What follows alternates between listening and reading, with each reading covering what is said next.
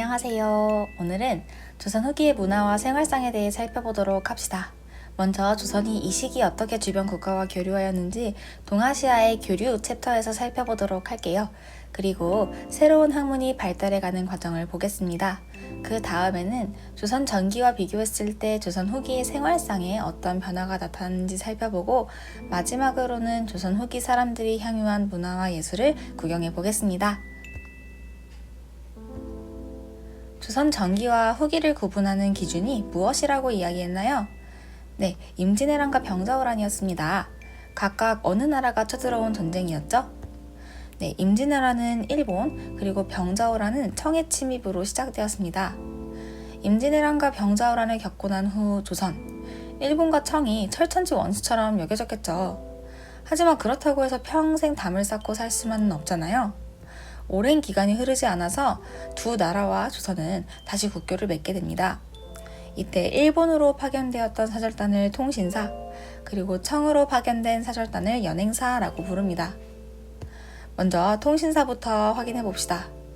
조선은 1592년부터 7년간 일본의 침략에 시달려야 했습니다. 그럼에도 불구하고 왜 일본과 국교를 재개하게 되었을까요? 자세하게 이야기하자면 좀 복잡하지만 결론부터 얘기하자면 일본 측에서 먼저 국교 재개 요청을 하게 됩니다. 일본은 도요토미 히데요시가 죽고 도쿠가와 이에야스가 새로이 정권을 잡은 후 에도 막부를 열었습니다. 새롭게 구성된 정권의 정당성을 주변 국가에 널리 인정받을 필요가 있었겠죠. 그리고 당시 국왕이었던 광해군 역시 외교에 있어서는 비교적 유연한 관점을 보이는 편이었죠.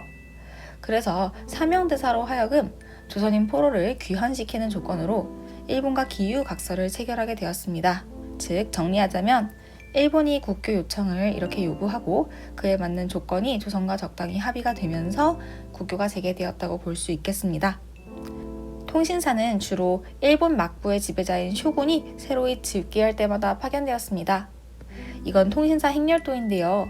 지금 보니까 통신사의 규모가 작아 보이나요? 커 보이나요? 확실히 한두 명 파견한 건 아닌 것 같죠? 통신사의 규모는 최대 500명으로 그 규모가 정말 큰 사절단이었습니다. 그렇다면 조선은 어떤 목적으로 통신사를 파견하였을까요? 다음 그림을 보면서 함께 이야기해 봅시다. 먼저 첫 번째 목적으로는 공식적인 외교 사설인 만큼 쇼군에게 국서를 전달하고 그 답서를 받는 목적이 있었습니다. 어떻게 보면 통신사를 파견하는 명분이자 가장 표면적인 목적이라고 할 수 있죠. 통신사는 무역 업무를 담당하기도 했습니다. 그럼 막간을 이용해 조선과 일본 사이에 거래되던 물건을 비교해 봅시다. 화면에 보이는 물건 중 조선에서 일본으로 건너간 건 무엇일까요? 네, 바로 조선의 특산물인 인삼, 그리고 중국으로부터 받은 비단 등이 조선의 수출품이었습니다. 반대로 일본으로부터 수입한 물품으로는 은, 무기 등이 있었습니다. 하지만 통신사의 정말 중요한 업무이자 실질적인 목적으로는 일본의 정치 상황을 정찰하는 것이 있었습니다. 우리가 임진왜란 때 일본에게 두들겨 맞은 이유도 결국 일본의 상황을 제대로 분석하지 못하고 방심하고 있었기 때문이잖아요. 그런 상황이 다시 반복되지 않도록 일본에 방문해서 상황을 파악할 필요가 있었죠. 이번에는 연행사입니다. 청에 파견하던 사절이라고 했죠. 병자호란 이후 조선이 바로 청에 굴복한 건 아니었습니다. 물론 표면적으로는 신하의 예를 갖추어야 했지만 조선 왕실의 청에 대한 반감은 그대로였죠. 인조의 뒤를 이은 효종은 북벌운동을 전개했습니다. 근데 북벌운동은 10년 동안 추진되었지만 효종이 죽자 자연스럽게 그런 움직임이 사라집니다. 그리고 20년 사이에 중요한 사건이 발생해요. 바로 명이 멸망하고 청이 그 자리를 차지하면서 자연스럽게 중원의 지배자로 자리매김한 것이죠. 결국 조선도 청의 압도적 우위를 어느 정도 받아들이고 교류를 다시 이어나갈 수밖에 없었습니다. 그림은 베이징에 도착한 연행사의 모습입니다. 연행사는 풀어보면 연경, 즉 베이징으로 행차하는 사신이라는 의미입니다. 연행사의 파견으로 청과 조선 사이의 공식적인 관계가 정립되었습니다. 조선은 주군인 청나라에 조공을 바치고 청은 답례품을 돌려주는 조공체뽕의 형태였죠. 하지만 조선이 이 과정에서 답례품만 받아온 것은 아니었습니다. 연행사는 청에 방문해 이것저것 선진 문물을 수용할 수 있게 되었죠. 그렇다면 어떤 선진 문물을 보고 듣고 왔을지 확인해 봅시다. 첫 번째, 그림에 보이는 것들이 들어옵니다. 딱 봤을 때 이게 어디서 온 것 같나요? 뭔가 동양 물건 같지는 않고 서양에서 온 것 같지 않나요? 서양 선교사들이 청에 많이 방문해 있었기 때문에 서양 문물이 이미 청에 많이 퍼져 있고 그걸 조선의 연행사들이 들고 올 수 있었습니다. 이거는 북경의 유리창 거리인데요. 상점의 창이 유리로 되어 있어 안에 전시된 휘황찬란한 상품들을 보고 조선인들이 많은 감명을 받았다고 합니다. 이건 정말 중요한데요. 자, 서양 선교사 마테오 리치가 제작한 세계지도 고려왕국 전도입니다. 우리가 이전 시간에 배웠던 혼일 강리 역대국도 지도랑 비교해볼까요? 먼저 영상을 정지한 후에 두 지도의 차이점을 있는 대로 떠올려보세요. 다양한 답이 나올 수 있습니다. 중국과 한반도의 크기가 달라졌다. 아메리카 대륙 등 신항로 개척 이후 새로워진 지리상식이 반영되었다. 아프리카나 유럽 등 아시아를 제외한 대륙의 크기가 꽤 현실적으로 바뀌었다. 남극이 존재한다. 등등. 그런데 이 중에서 조선인의 세계관 변화에 가장 큰 영향을 미친 변화는 무엇일까요? 네, 바로 중국입니다. 중국이 지도의 정중앙에 매우 크게 과장되어 표현된 혼일 강리 역대국도 지도와는 다르게 고려왕국 전도에서는 중심이 아닌 사이드로 치우쳤고 크기도 현실적으로 바뀌었죠. 이러한 지도를 수용하게 되며 조선인들이 굳게 믿어왔던 중화사상에 금이 가기 시작했습니다. 다음으로는 학문의 발달입니다. 크게 서학, 실학, 그리고 국학으로 나눠볼 수 있습니다. 그럼 한 개씩 확인해 볼게요. 먼저 서학입니다. 서학이 무엇을 의미할까요? 네, 서학은 서양의 학문입니다. 앞서 본 이런 문물들도 다 서양의 문물들이니까 서학이 맞습니다. 그리고 서양의 여러 지식들이 수용되었는데 대표적인 것이 홍대영의 지전설입니다. 이는 지구가 둥글고 스스로 돈다는 이론인데 서양의 지동설 혹은 지구가 자전한다는 이론에 가깝습니다.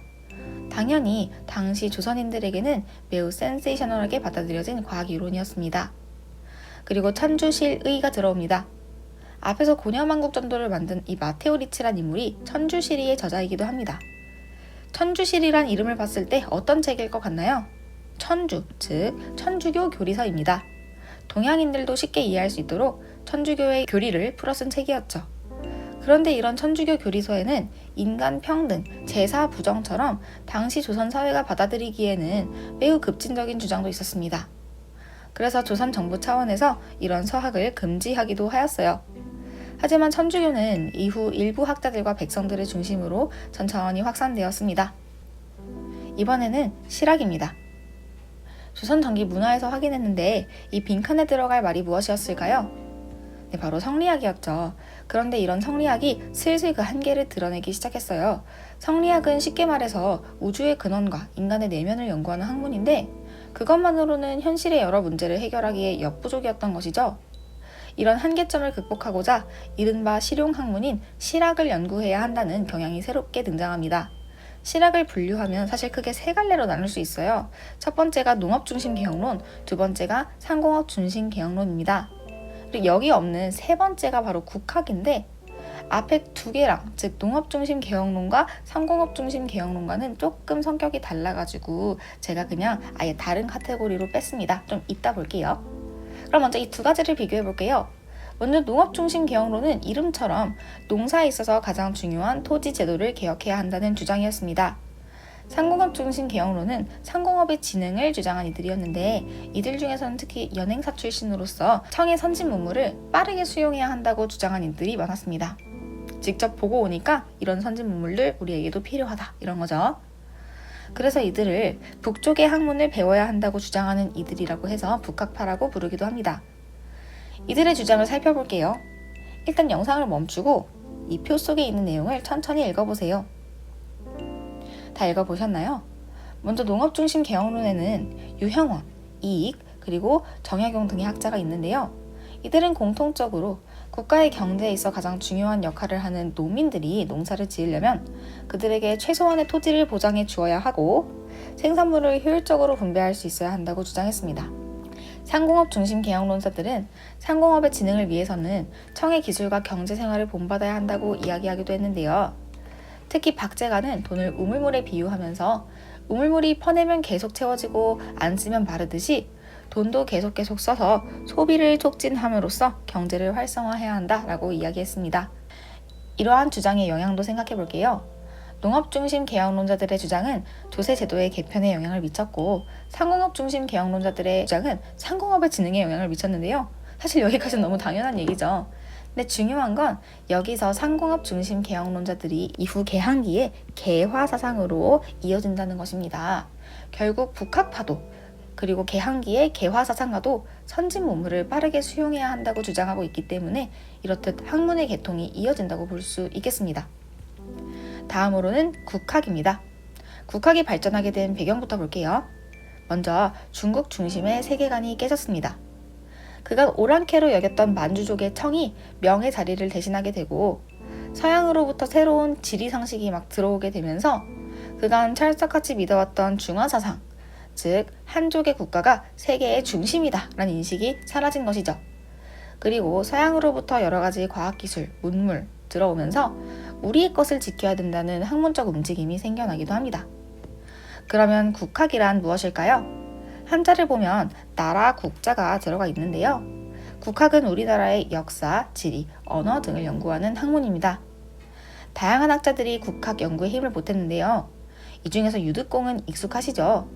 발해고라고 하는 책을 저술하여 발해가 고구려의 역사를 계승하였다고 주장했고, 이에 이 시대에 대해서 통일신라 시대라고 하는 표현이 아니라 남쪽의 통일신라, 북쪽에 있는 발해를 함께 묶어 남북국 시대라는 용어를 사용할 것을 주장하였습니다. 그리고 안정복은 동사 강목을 저술하여 우리나라의 역사를 정리했죠. 여기까지가 역사라면 신경준의 훈민정음 운해는 훈민정음의 원리를 분석하고 그를 통해 훈민정음이 얼마나 훌륭하게 만들어진 문자인지 이야기하는 서적으로 언어 연구에 해당되겠습니다. 아래 있는 세 명은 지리인데요. 택리지를 통해 각 지역의 풍속과 지리를 소개하고자 한 이중환, 그리고 백리척이란 축적의 개념을 도입해서 동국 지도를 만든 정상기 등이 있습니다. 그리고 이렇게 해서 만들어진 여러 지도들을 집대성하여 김정호가 대동여 지도를 만들게 되었습니다. 대동여 지도는 한 번쯤 들어본 적 있으시죠? 조금 더 자세하게 확인해 볼까요? 대동여 지도는 먼저 전국의 산맥, 하천 등 자연 지형뿐 아니라 폭우, 도로망 등 지역의 주요 지리 정보를 구체적으로 담아냈습니다. 그리고 지도표를 통해 각 지역의 구체적인 행정구역을 나타내고자 했습니다. 가로로 길게 이어진 종이들이 세로로 연결되면서 한반도를 담아내고 있다는 걸 확인해 볼 수 있는데요. 이렇듯 가로로 길게 늘어진 이 한 줄을 떼어서 보면은 바로 이 밑에 있는 그림과 같은데, 이 하나를 첩이라고 합니다. 첩을 접으면 사이즈가 줄어들어서 휴대하기가 편리했다고 하네요. 대동여 지도는 이런 첩 23개가 세로로 연결된 형태로 한반도의 동서를 보려면 첩 하나를 펼쳐보고 남북을 보려면 첩 몇 권을 세로로 이으면 되었기에 직관적이고 편리했습니다. 이 지도를 확대해보면 다음과 같은데, 좀 더 구체적으로 보면 눈금이 표시되어 있다는 걸 확인할 수 있습니다. 심리마다 눈금을 표시해서 대략적인 거리를 나타내었습니다. 다음으로는 사회와 풍속의 변화를 살펴보겠습니다. 조선 전기와 조선 후기에 가장 두드러진 차이점은 바로 성리학이 전파되었다는 사실입니다. 조선 전기에 배웠듯이 주자가래의 보급, 서원, 향약의 확산 등으로 조선 사회는 성리학의 윤리에 따라 운영되었다고 해도 과언이 아니게 되었는데요.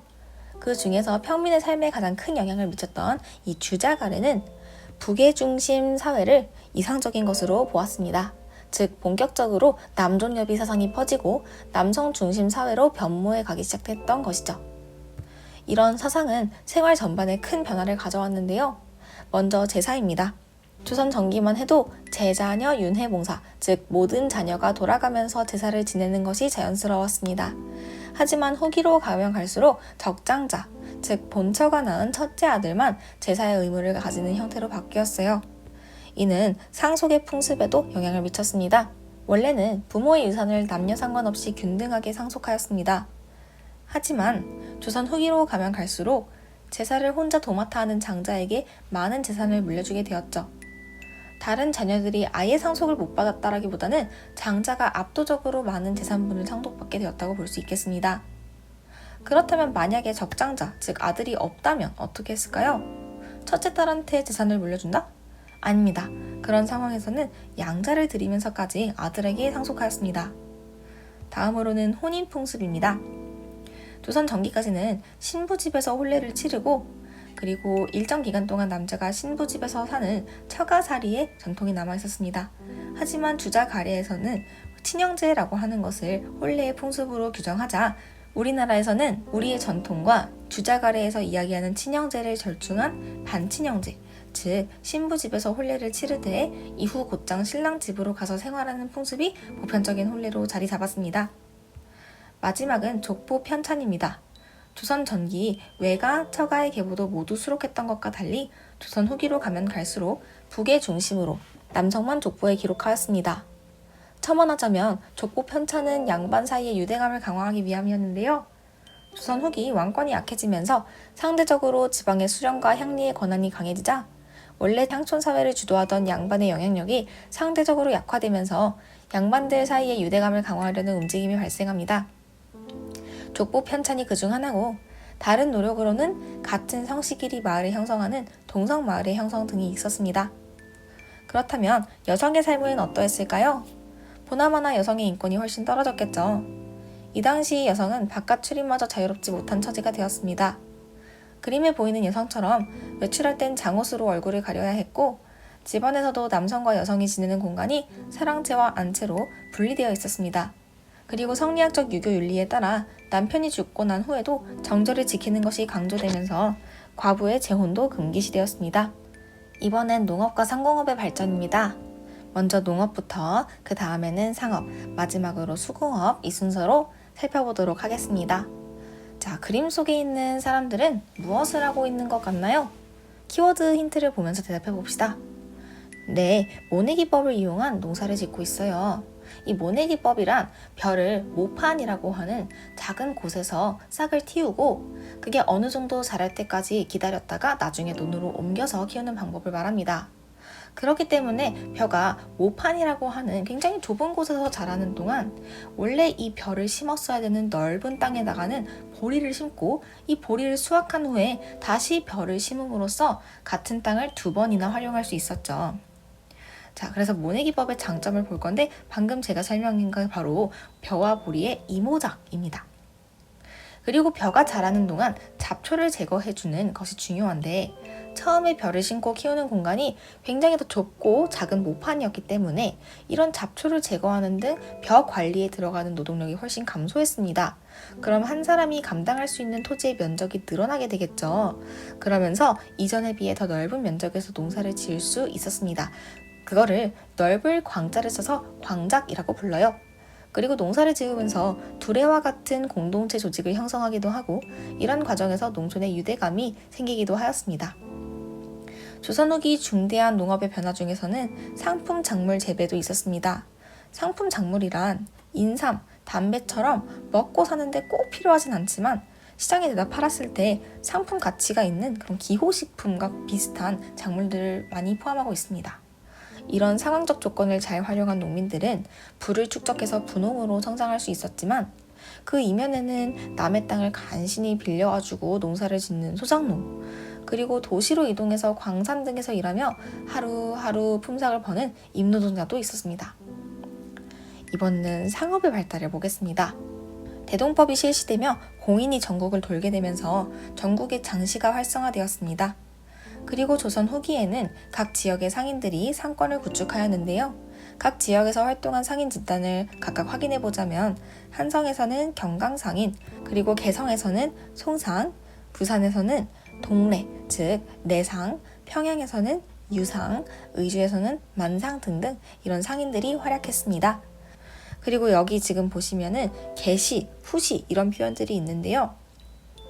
조선 후기에 국가의 공식적인 사절단이 청과 일본에 파견되었었잖아요.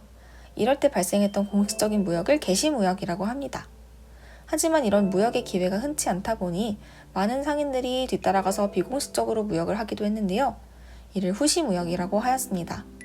그리고 조선 후기에는 시장에서 물물 교환의 방식으로 경제활동을 하지 않고 이제는 국가에서 발행하는 공식 화폐인 상평통보를 사용하였습니다. 이번엔 수공업에 대해 살펴봅시다. 조선 전기에는 관청에서 운영하는 관영수공업이 성행하였는데요. 하지만 조선 후기에 농업과 상업이 발달하면서 사람들이 돈맛을 봤어요. 그래서 이제 민간에서 주도하는 민영수공업이 유행을 합니다. 근데 민간에서 반지나 녹그릇을 만들고 싶으면 뭐가 필요하죠? 철이 필요하겠죠. 근데 이런 철은 어디서 구할 수 있을까요? 광산에서 우리가 구할 수 있는데 민간이 광산을 개발할 수 있나요? 네, 민간이 광산을 개발할 수 있다라고 말씀을 드렸죠. 그래서 이제는 은과 구리 등등 광물의 수요를 충당하기 위해 직접 백성들이 광산을 개발하기도 하였습니다. 마지막으로 조선 후기 예술과 문화의 발전을 이야기해 보겠습니다. 먼저 양반 문화부터 확인해 볼게요. 양반들은 한문으로 쓴 문학, 즉 한문학을 저술하였습니다. 주로 사회의 모순과 부조리를 비판하고 있다는 특징이 있어요.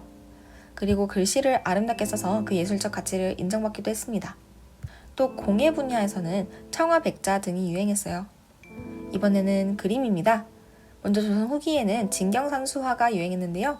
진경, 진짜 말 그대로 진짜 경치를 그린 그림이라는 의미입니다. 직접 가보지 않은 중국의 풍경을 그리거나 아니면 꿈속 풍경 이런 것들을 그리던 전기와 달리 후기에는 조선의 경치를 직접 보고 그걸 그림으로 그리곤 했습니다. 그리고 풍속화는 일반 서민의 삶이나 일상적인 모습을 해학적이고 정감있게 표현한 그림입니다.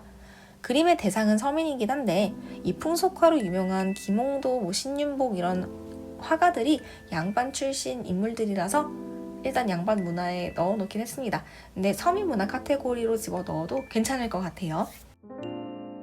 조선 전기에는 양반 중심 문화를 이야기하고 끝났는데요. 후기에는 여기에 더해서 서민 문화가 등장합니다. 어떻게 조선 후기에는 서민 문화가 발전할 수 있었을까요? 먼저 서민들이 보다 쉽게 접하고 익힐 수 있는 한글이 널리 보급되기도 했고 서민들이 경제활동을 통해 부를 축적하며 문화를 향유할 여유가 생기기도 했습니다. 먼저 이들은 한글로 소설을 쓰기도 하였습니다. 대표적인 한글 소설로는 홍길동전, 춘향전, 그리고 흥부전 등등이 있죠. 그리고 일반적인 시조의 형식을 깬 사설시조가 쓰이기도 했습니다. 서민들이 썼기 때문에 원래 엄격하게 지켜졌던 이런 시조의 형식을 깨트리기도 했고 또 서민의 소박한 감정을 노래한다는 특징이 있습니다. 조선 후기에 유행한 판소리와 탈춤은 사회 모순을 재미있게 꼬집어서 초창기에는 평민들 사이에서 유행하였으나 나중에는 판소리와 탈춤이 주되게 비판하고 있는 양반들마저도 이 판소리와 탈춤의 매력에서 헤어나오지 못할 정도로 사회적으로 인기를 얻었습니다. 마지막으로 민화는 서민들의 그림으로 다양한 소재를 사용해 그림이 그려졌으며 평범한 사람들의 그림인 만큼 오늘날까지도 작가가 알려지지 않은 것들도 많습니다. 특히 여기 맨 오른쪽에 있는 까치와 호랑이 그림이 요즘 유행하고 있죠. 넷플릭스의 K-POP 데몬 헌터스에 등장하는 이 더피와 서시가 자코도를 모티브로 하고 있는 캐릭터들입니다. 자, 여기까지 우리가 한번 조선 후기 문화에 대해서 학습해 보았습니다. 정말 조선 전기와 조선 후기 문화 많고 많은 내용들이 있었는데요. 여러분들 정말 수고 많았고요. 앞으로도 남은 역사 공부 화이팅 해봅시다.